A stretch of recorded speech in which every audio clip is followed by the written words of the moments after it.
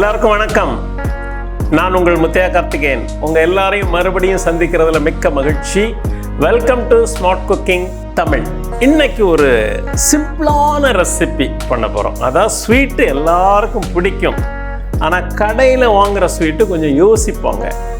கடையில் வாங்குகிற ஸ்வீட்டை நம்ம வீட்டிலே சிம்பிளாக இருக்கிற பொருளை வச்சு அழகாக எப்படி பண்ணுறதுங்கிறத இன்றைக்கி உங்களுக்கு சொல்லித்தர போகிறேன். அது இருக்கிற தேங்காய் சர்க்கரை வச்சு தேங்காய் பர்ஃபி, அதாவது கோகனட் பர்ஃபி எளிய முறையில் எப்படி செய்யலான்னு இப்போ பார்க்கலாம். வாங்க ஷோக்குள்ளே போகலாம். ஓகே, இப்போ நம்ம இந்த யூனிட்டை நான் ப்ரீஹீட் பண்ணியிருக்கிறேன். ப்ராசஸ் ஸ்டார்ட் பண்ணுறோம். இந்த ப்ரீஹீட் பண்ணிவிட்டு இப்போ தேங்காய் என்ன பண்ணியிருக்கேன்னா, ஒரு மீடியம் சைஸில் ஒரு 1.5 தேங்காய், ஒரு தேங்காய் ப்ளஸ் இன்னொரு பாதி, அப்படியே ஒரு 1.5 தேங்காய் எடுத்துருக்கிறேன். இதை வெறுமனை, நெய்யெல்லாம் போட வேண்டாம், வெறுமனை போட்டு இதை ஃப்ரை பண்ண போகிறேன். எதுக்குன்னா இந்த மாய்ச்சரை போக்குறதுக்காக. இப்போ லோ ஃப்ளேமில் தான் வச்சுருக்கிறேன். அவ்வளோதான். இதை இப்போ நான் ஒரு பவுலில் ட்ரான்ஸ்ஃபர் பண்ணிக்கிறேன். தேங்காய் வறுத்து எடுத்து இந்த பவுலில் வச்சுருக்கிறேன். அதாவது எவ்வளவு குவான்டிட்டி நீங்கள் தேங்காய் வச்சுருக்கிறீங்களோ அதில் பாதி அளவுக்கு சுகர் எடுத்துக்கங்க.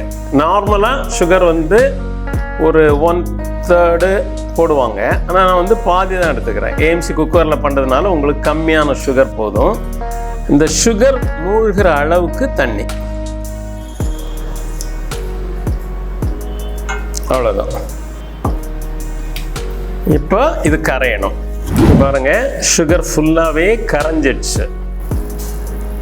அவ்வளோதான். இந்த மாதிரி இப்போ நிறையா வருது இல்லையா, இந்த பக்குவம் போதும்.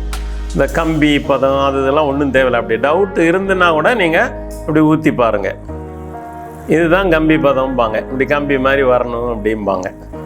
அதனால் இதெல்லாம் அது பார்க்கணுங்கிறது அவசியம் இல்லை. அது மாதிரி டவுட் இருந்தால் உங்களுக்கு இது மாதிரி நீங்கள் கையினால் தொட்டு பாருங்கள். பட் இந்த குக்கரை பொறுத்த வரைக்கும் நீங்கள் அதெல்லாம் பார்க்கணுங்கிறது அவசியம் கிடையாது. இப்போ ஏற்கனவே ஃப்ரை பண்ணி வச்ச அந்த கோகனட் ஃபுல்லாக இதில் போடுறோம். அதுக்கு முன்னாடி நான் என்ன பண்ணிடுறேன்னா, கோகனட்டை போட்டுட்டு கூட நீங்கள் ஏலக்காய் போடலாம். பட் எல்லா இடமும் ஈவனாக மிக்ஸ் ஆகணுங்கிறதுனால கொஞ்சம் இதுக்கு தேவையான ஒரு ஏலக்காய் தூள். நார்மலாக சுக்கு யாரும் போட மாட்டாங்க. ஆனால் நான் சுக்கு போடுறேன். இது காரணம் என்னங்கிறது சொல்கிறேன். கொஞ்சம் போல் ஒரு சுக்குத்தூள், அதே மாதிரி ஒரு பிஞ்ச் ஆஃப் சால்ட். எந்த ஸ்வீட் நீங்கள் பண்ணுறதா இருந்தாலும் ஒரு பிஞ்ச் ஆஃப் சால்ட் சேர்த்துட்டிங்கன்னா இந்த ஸ்வீட்னஸ் உங்களுக்கு என்ஹான்ஸ் பண்ணி கொடுக்கும். இப்போ நமக்கு ஃப்ரை பண்ணி வச்ச இந்த கோகனட்டை ஃபுல்லாக அப்படியே உள்ளே போட்டுருவேன். போட்டு கிண்டுங்க. ஃப்ளேம் கொஞ்சம் லோ ஃப்ளேமாக வச்சுக்கணும். இப்போ இதில் ஒரு 2 ஸ்பூன் நெய்,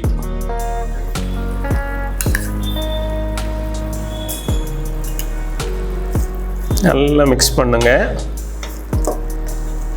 கொஞ்சம் இதிலேயே வேகட்டும். இப்போ இந்த பிளேட்டில் நெய்யை கொஞ்சம் கிரீஸ் பண்ணி வச்சுக்கிறோம். நம்ம கொஞ்சம் நெய் கிரீஸ் பண்ணி வச்சுக்கிட்டேன். ஒரு 3 மினிட்ஸ் அப்படியே குக் பண்ணுங்க. இப்போ பாருங்கள், இந்த கன்சிஸ்டன்சி, இந்த பதம் வரும்போது அப்படியே இதை எடுத்து நீங்கள் இந்த பிளேட்டில் நம்ம இப்போ ட்ரான்ஸ்ஃபர் பண்ண போகிறோம்.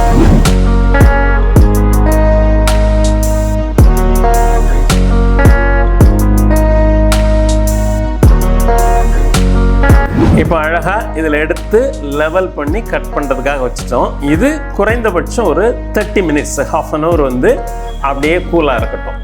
ஃபேன் காற்றுலையோ எதில் வேணாலும் நீங்கள் வச்சுடுங்க. ½ அன் ஹவர் கழித்து இதை நம்ம கட் போட்டு எடுத்துடலாம்.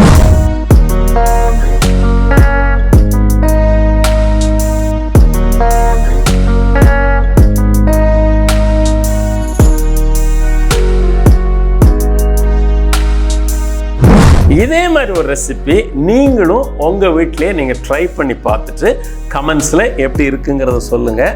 நம்ம இனிமேல் எங்கேயாவது நண்பர்கள் வீட்டுக்கு நீங்கள் போகிறீங்கன்னு கடையில் போய் நீங்கள் ஸ்வீட் வாங்குறத விட அழகாக இந்த மாதிரி ஒரு கோகனட் பர்ஃபி நீங்களே உங்கள் கையினால் எடுத்து கொண்டு போகிறீங்கன்னு வச்சுக்கோங்க. உங்கள் நண்பர்கள், உங்கள் சர்க்கிளில் உள்ளவங்க எல்லோரும் they will be very happy. இன்னும் ஒரு அருமையான ரெசிபியோட மறுபடியும் நான் உங்களை சந்திக்கிறேன். நன்றி, வணக்கம். நன்றி.